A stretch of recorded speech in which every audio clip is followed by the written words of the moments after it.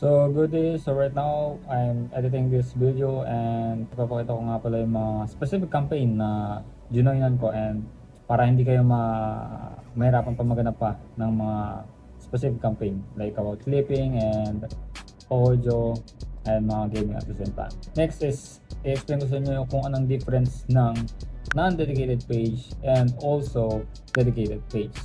So pangalawa yan, and also the withdrawal method, and some of you is confusing about sa payment method and about sa withdrawal method. So wala nang patubig-tubig pa, let's proceed to the campaign.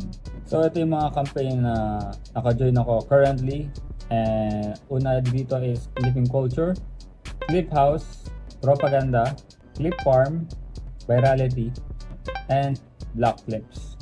So, kung meron ka dyan natipuan na campaign or hindi mo pa na-join sila, so much better na i-join mo lahat yan. So, kung tatanungin nyo saan ba ako nakapokus, so actually nakapokus ako sa clipping. Yung mga podcast, kukuha ka ng mga best clip doon sa bigyan nyo ng resources. Inaano ko yun around mga 15 seconds or 20 seconds is enough once nakakuha ng magandang clip doon. And so next, proceed naman tayo sa pagkakaiba ng non-dedicated page and also dedicated page.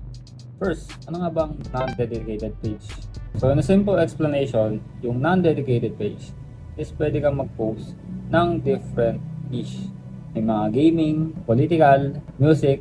Ang mga example na dedicated page is ito. So most probably sa IG siya mga nakikita.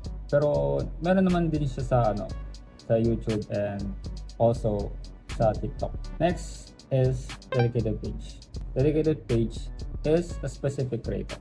Hindi ka dito hindi mo mag-impersonate sa page na yun. So parang dinadala mo sila sa specific main account nung kiniklip mo. For example, ganitong page. So some of them like nakapokus lang talaga sa isang person, yung dedicated page. Meron kang mga kailangan i-set up ng mga link if ever na meron silang mga course na sinesell, and doon sila mag-reach out and magkakaroon din ng leads as well yung pinaka-creator. So yun lang yung difference ng non-dedicated and dedicated page. Next is withdrawal method. So sa withdrawal method, marami pang na-curious sa withdrawal method. So papakita ko sa withdrawal method sa desktop and also sa mobile.